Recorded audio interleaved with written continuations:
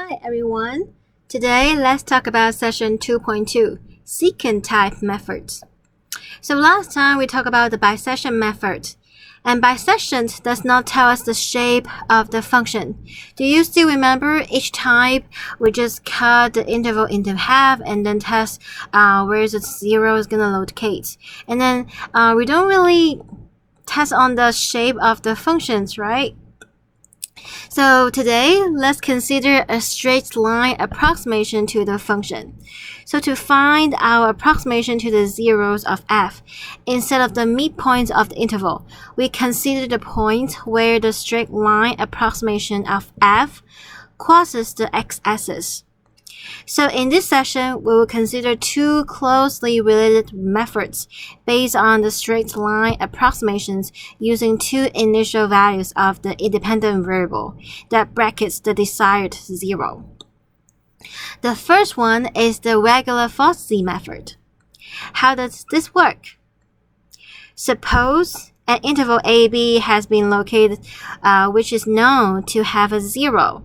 Since the function changed signs between a and b, so we know by the intermediate value theorem there must be a zero in it, right? So let me draw the picture. So here we have a, b. Let's say f of a is negative, f of b is positive. Let's say the function looks like this. Okay, then we know there must be a zero between a and b. So we denote those points be a, ya, and b, yb. Then the approximate solution is the value of x where the straight line through the initial points crosses the x-axis.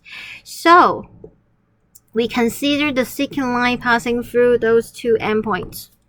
Okay, so this is the secant line passing through those two endpoints, right? This endpoint we have a, ya. This endpoint we have b, yb. What is this secant line? Well, first of all, the slope is change of y over change of x. So that's yb minus ya over b minus a. Right? And furthermore, how do we write equation? We have slope, intercept form.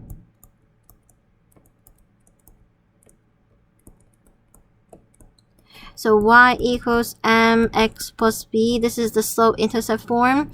M is the slope and y is the b is the y intercept.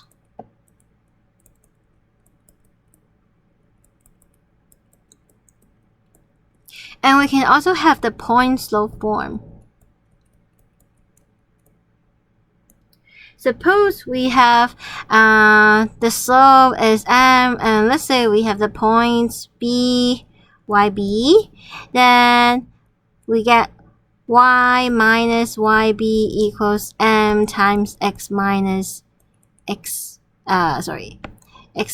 b. Right? This is the point slope form. And then let's solve for x. Okay, so suppose this now. Okay, now let's find the x-intercepts of this. This is called secant line passing through the two endpoints. Okay. So how do we find it? Well, it means we let y equals 0 and solve for x.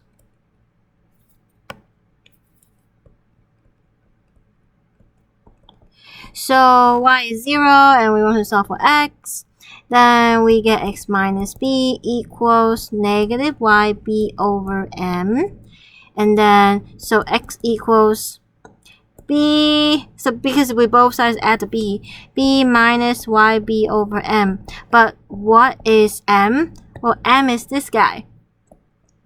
So m is, because here we have 1 over m, so that's why we have b minus a over yb minus ya times yb. So far so good, everybody. So this is the s. Okay, this is where the secant line pass through the cross the x-axis. Okay, and this is the intercept of the secant line, and we use it to be our approximation. So far, so good.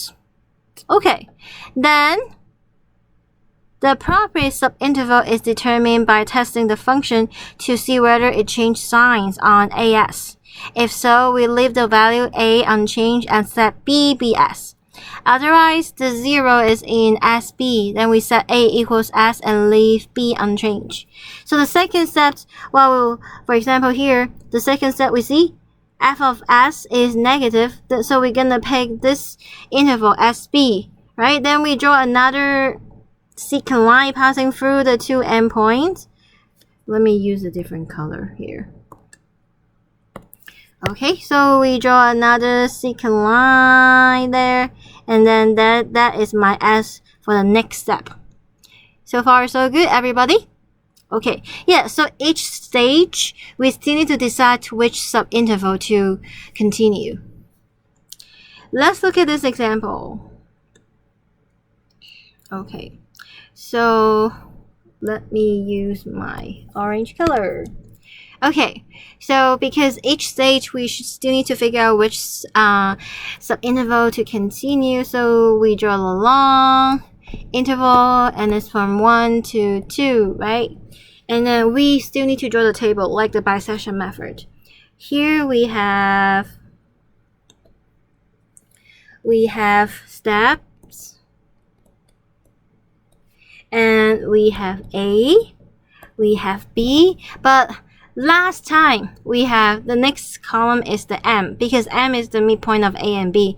But here our estimation, so our approximation equals this formula. It depends on A and B, and it depends on YA and YB.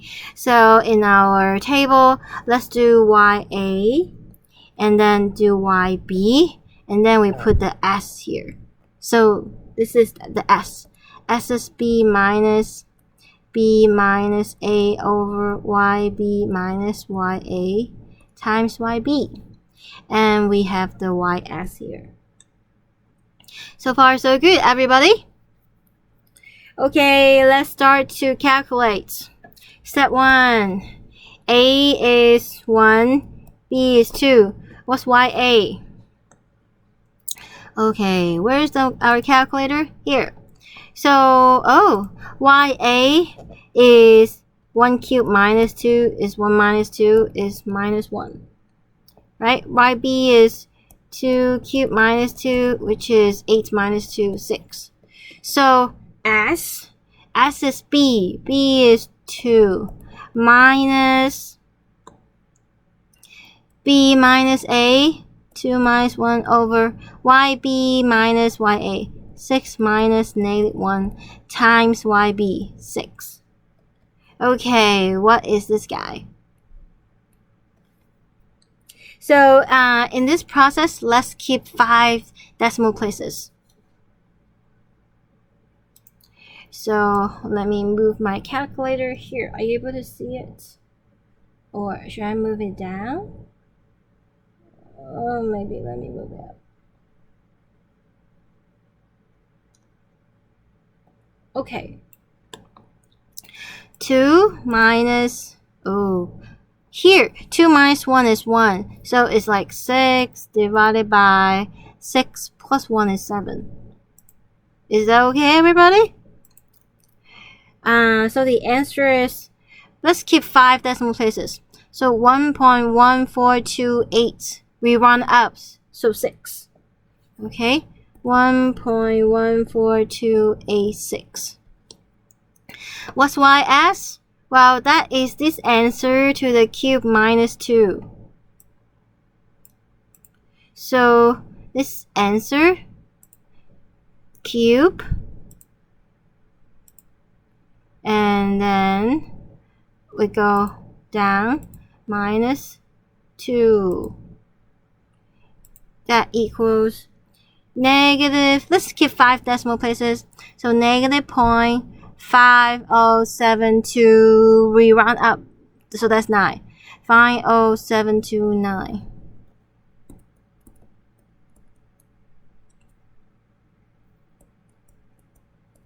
So far, so good, everybody. So here we do answer cube minus 2.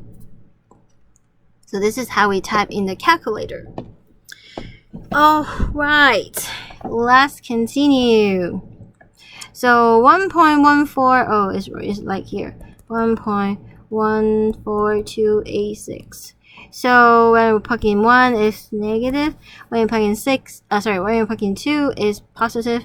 When we plug in this 1.14286, the answer is negative. Oh, so what is the subinterval we pick? The right one, right? So then the left endpoint is this 1.14286. The right point is still 2. Then YA is our previous answer, minus 0.50729. YB is the same with the previous answer. And then S, okay, S is B is 2. Minus B minus A, so 2 minus 1.14286. Divided by YB, 6. Minus negative become plus 0.50729. So, and oh, don't forget to times YB. YB is 6. Okay, what is that? Yeah, that's why I just asked you to keep 5 decimal places. And let's see, 2 minus, oh, we gotta do parentheses. 2 minus 1.14286. Close parentheses. Times 6 divided by, oh, this is 6 plus that number is the same as 6.50729. Okay, and let's see. So we get 1.20968. 1.20968. So far, so good, everybody. Okay. Oh, why of that value? We want to have that guy and then cube it, right? And minus 2. So actually, you can go back to your computer, go to the previous line and click enter. And I figured out I can do this guy and I copy down. That means it's my previous answer cube minus 2. So I get negative 22. So negative 0.22984. So it's negative 0.22984. So far, so good, everybody. Okay, so this point is 1.20968. Oh, and it's still negative. So we pick the right subinterval. Whoops. Sorry.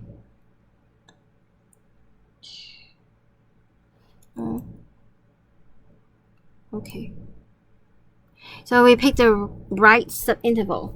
So the next step, the left endpoint is 1.20968. Right endpoint stay the same. YA is negative 0.22984. YB stay the same. Okay, S is 2 minus B minus A.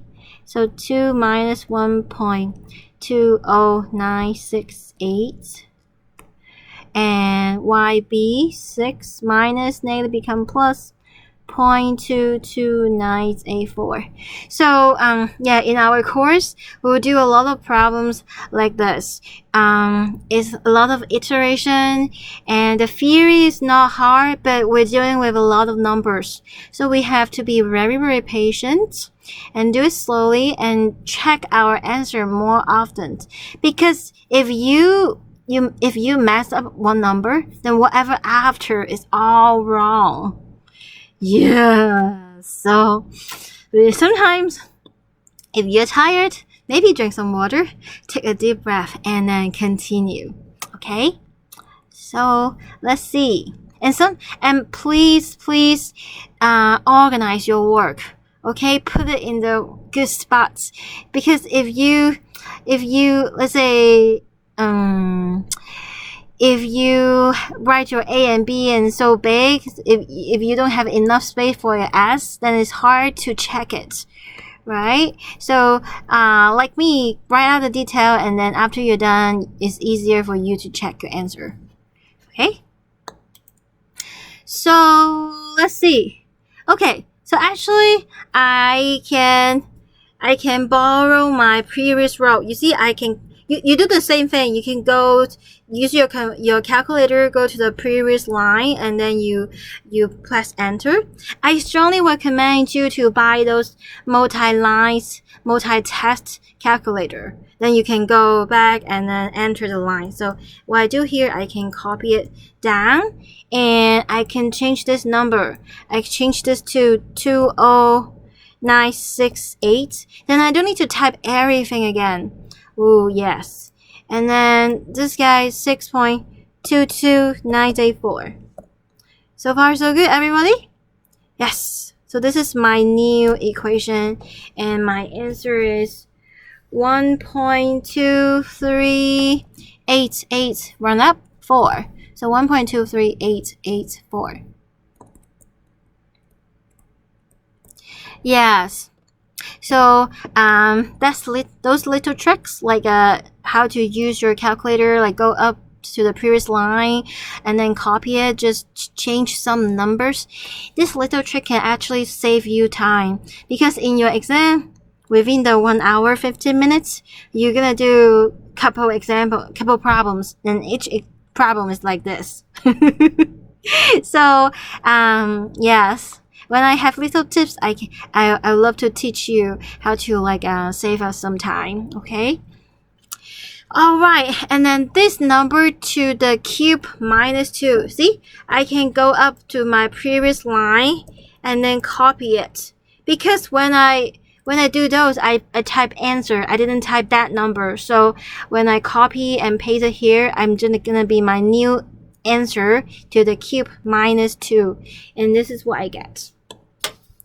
I get minus 0.09873, right? We keep 5 decimal places, so negative 0.09873.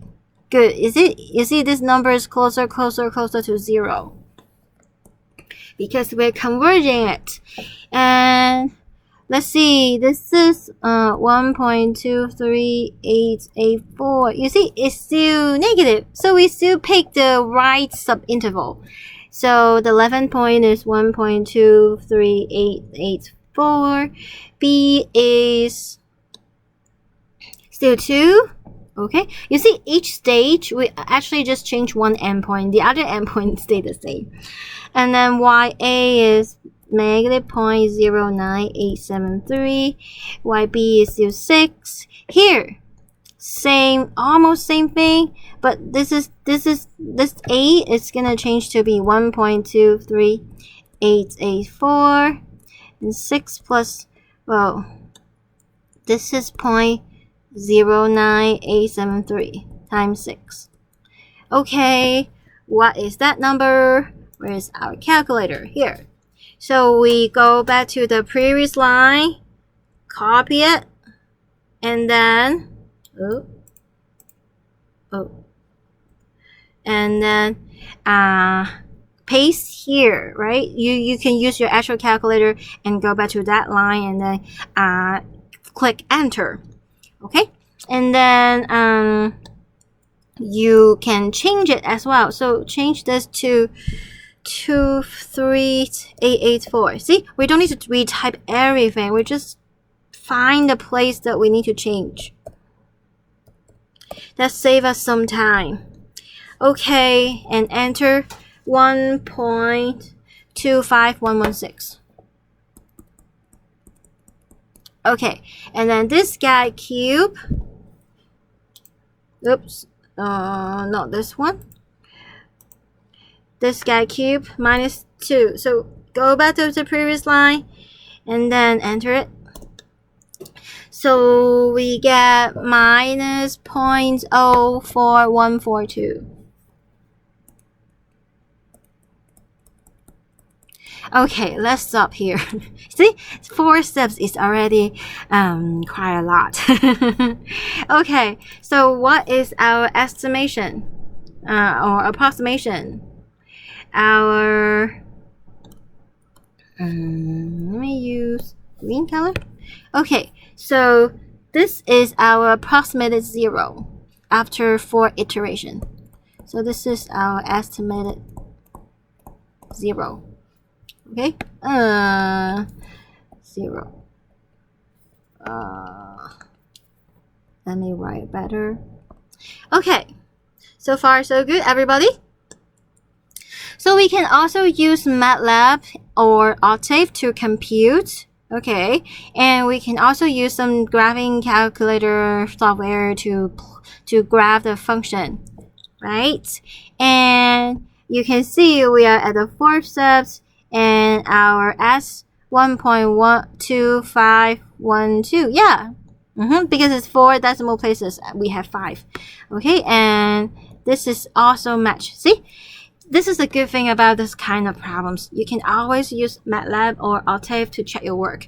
Then you can know whether you have a mistake. If you have a mistake, then you have to go back and check your work. You check each step, which number you have it wrong, and then find the mistakes. So far, so good, everybody? Okay, very good. Let's continue. Okay. How to use MATLAB to compute. So let's look at this example. We want to find zeros of this function on the interval 0, 1. Okay, so the syntax is brackets sy equals falsy, and then we have f, a, b, tolerance, k mass. So those are similar inputs as the bisection method. Okay, so let's find our, this is Octave. Oh, I actually have the previous case, right? We have the previous bisection method here. Good, so we can compare later on. Are you able to see the numbers? I hope you do, because I don't know how to zoom in a little bit. But I already include the screenshots of MATLAB in your notes. So if you cannot see the number in this Octave, you can read your notes. Okay? But with the Octave, I can type it with you. So we do, okay. So we do brackets s, comma, y, brackets equals capital F for C. And then we have, let's see, we have this function, so inline. And then quotation mark x to the power 3 minus 3 times x. You have to put the asterisk. X to the 2 plus 1, quotation mark, close parentheses. And then the interval is 0 to 1, 0.00001. Let's do 10 steps. Enter. See, the regular falsy method has converged, and is converged to, this is the number 0.6527, right? Here, see, 0.6527. And yeah, let's compare the same example we did with the bisection method. We did, after the 6 steps, we didn't find to have the desired tolerance. And if we can check, go backwards, you can see here the 6 steps, the regular falsy method converge, but the bisection method, which one? Let's see. Here. The bisection method take 17 steps to converge. So now you can see the regular falsy method actually converges faster than the bisection method. Because the bisection method, we really don't care the shape of the function, right? Any function, we just look at the interval and then take half of it and consider look the subinterval which one contains the true value, and then we continue to break the interval in half. We really don't look at the f, right? But for the regular Fossey method, we look at the f and we find the secant line passing through those 2 points, right? So that's why it will give us a better approximate. Okay, a better approximation. Let's continue. Okay, so notes. Fossey method finds the desired zero to the specified tolerance in 6 iterations, while bisection method fails to do that. It took bisection method 17 steps to do that, right? And since the zero is bracketed at each subinterval, and the intervals are getting smaller, so convergence is guaranteed. So both bisection methods and this regular Fossey method, each step we make sure we look at the subinterval which contains the zero. So, and the small intervals are getting smaller. So, convergence is guaranteed. Then you might say, is there some method to convergence is not guaranteed? Yes, there is. And we will talk about that. That is the secant method. We will talk about that later. Okay? And if we compute the estimated zero at each stage for the first few iterations, we'll see the change is reduced by approximately a factor of 0.1 at each stage. Okay? So this indicates that the method of Fossey, the Fossey method, has linear convergence. So last time when we talked about convergence, we introduced the order of convergence and the rates of convergence. Well, linear convergence means the order p equals 1. So far, so good, everybody? Okay, so again, how do we get these numbers? Go back to, okay, so this is our approximations in each steps, right? And when you look at the difference between the consecutive numbers, we get the bounds, right? So that's why this is 0.5, 0.6364. So that's why here you get 0.6364 minus 0.5, and the next two numbers, this is the difference, and next two numbers, this is the difference, these two numbers, this is the difference. And you can see each step we have like we have a zero insert here. Okay, so it's like the changes is reduced by approximately a factor of 0.1 at each stage. So we have linear convergence for a regular Fossey method. Okay, next, if the function does not change its concavity on the interval, then either the point bk f of bk or the point ak f of ak will not change. Okay, let me draw the picture here.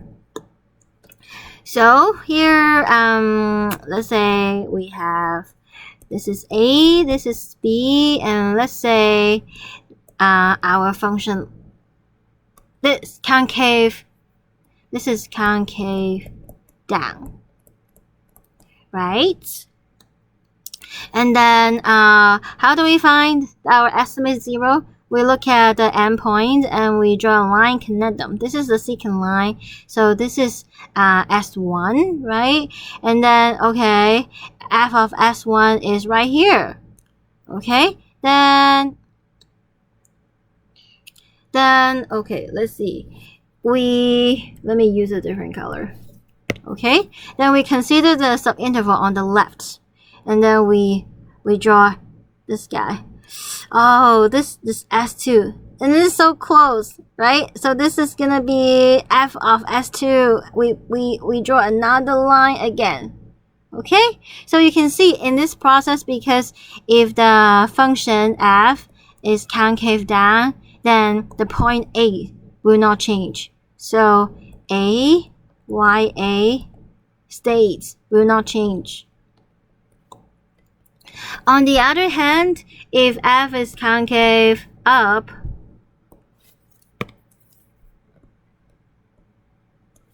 so let's say A, B here. Okay, so F concave up. Okay, so the first step, we draw the line connecting those two endpoints, and then this is S1, right? And then F of S1 is negative, so we pick the right subinterval, and then we draw the second line connecting them, and then this is S3, right? S2. And then here is F of S2, so we keep drawing another line. And in this case, BYB stays. So far, so good, everybody? So, like in our previous example, in class, and you see, our function, concave up, right? Our function, concave up. So what's the first one? Okay, let's see. This is our first one, S1, right? And then F of S1 is negative, so we draw another line, and then this is S2. You can see all these steps, the B, YB stays here, right? See? B and YB stays here. So far, so good, everybody? Okay. So that is the regular Fossey method. Okay. So next video, we'll continue to talk about another secant-type method. It's called the secant method. And we will compare the difference between regular Fossey method and the secant method. See you soon. Bye.